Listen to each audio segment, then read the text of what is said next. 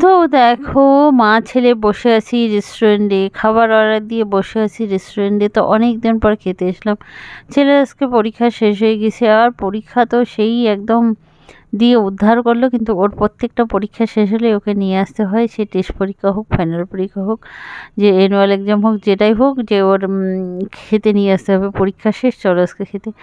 তো রোজ দিন সন্ধ্যা হলে আমার তো টিফিন করতে হয়, কোনো দিন রুটি, কোনো দিন কিছু। তো ওর বাবা আজকে বললো চলো রেডি হও, তোমাদেরকে বাইরে খাইয়ে নিয়ে এসে আজকে বাড়িতে করতে হবে না।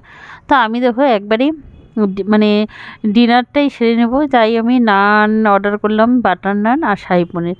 সে একটা বাটার নান আর শাহী পনির অর্ডার করেছি। ছেলে তখন বললো দুটো বাটার নান অর্ডার করো, আমি তোমার ওখান থেকে আবার একটু খাবো, টেস্ট করব। তো দুটো বাটার নান অর্ডার করেছি, ছেলে একটা খেলো, আমি একটা খেলাম। তো দেখো ছেলেকে দিয়ে দিলাম, শাহী পনির দিয়ে দিচ্ছি। ছেলে বেশিটাই খেয়ে নিল, শাহী পনিরটাও অনেকটা বেশি খেয়ে নিল, আর বাটার নানটা আমি জাস্ট একটা বাটার নান আর একটু পনির তো আমাকে নিতেই দিল না, যা ক্যাপসিকাম টেপসিকামগুলো থাকে সেগুলো নিয়ে, সেগুলো দিয়ে আমি খাচ্ছি। ছেলে বাড়িতে খেতে চায় না, বাড়িতে মানে খাওয়া হলে দেখলেই ওর মানে একদম ভাত দেখলেই তো ওর, বা বাড়ির সন্ধ্যায় যেটা টিফিন বানাই রুটি বা কিছু, সেটা ওর পেটে যায় না। আর বাইরে আসলে ও দেখো না আজকে কী কী খায়, তখন যে ওর এত কী করে খেতে পারে আর নিজে হাতেও খেতে পারে। কিন্তু বাড়িতে ভাত এখনও নিজে হাতে খেতে পারে না, খাইয়ে দিতে হয়।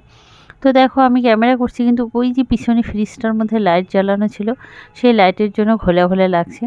তারপরে দেখো ওর বাবা আর ছেলে অর্ডার দিয়েছে ধোসা, মশলা ধোসা। কারণ ওর বাবা বাইরে রেস্টুরেন্টে বা বাইরের খাবার একদমই খেতে চায় না।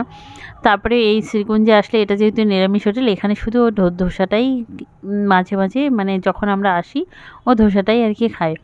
তো যাই হোক, বাটার নান আমার খাওয়া শেষ হয়ে গেল, তারপরে ধোসা আসলো, আমি ছেলের ওখান থেকে একটু ধোসা নিয়ে খাচ্ছি। ছেলে কিছু দেখো সরিয়ে নিল, খেতে দিচ্ছে না, বলছে তুমি এটা কেন খাচ্ছ, এটা তো তোমার নয়। তো যাই হোক, আমি অর্ডার, এখন ওরা খাচ্ছে, কারণ একটা করে অর্ডার আসতে সময় লাগে। আমার বাটার নান শেষ হয়ে গেল খাওয়া, তারপরে ধোসা আসলো।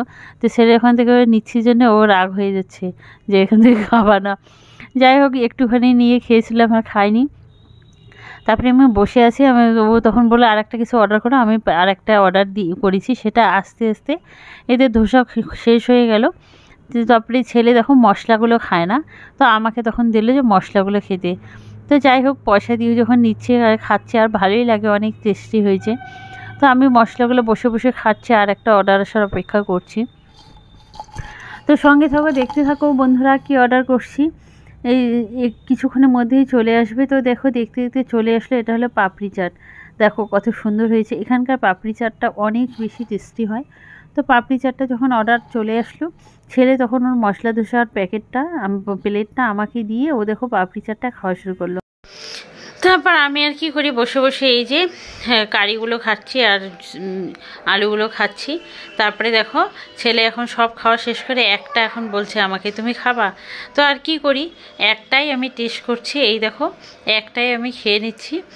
তো আমার তো সেই মানে কি বলি, আর আমার তো আরও ইচ্ছে ছিল যে আরেকটু খাবো, কিন্তু আমার এই সবজিগুলো খেয়ে অনেক পেট ভরে গেল। যাই হোক, চেটে মুটে এখন প্লেটটা খেয়ে নিচ্ছি। এরকমই হয় রেস্টুরেন্টে গেলে, আমি যা অর্ডার করবো আমার এখান থেকে সব ছেলে চেটে পুটে খেয়ে নেয়। এখন দেখো ও মানে সব খেতে পারে, ওর তাও মন ভরেনি, বলে কি আরেক প্লেট দই ফুচকা খেলে আমার মানে মনটা ভরে যেত। যাই হোক, খাওয়া দাওয়া করে এখন দেখো আবারও বেরিয়ে পড়লাম। তা এখন সেখান থেকে মৌরি মুখে দিয়ে দেখো চিবাতে চিবাতে চলে যাচ্ছি।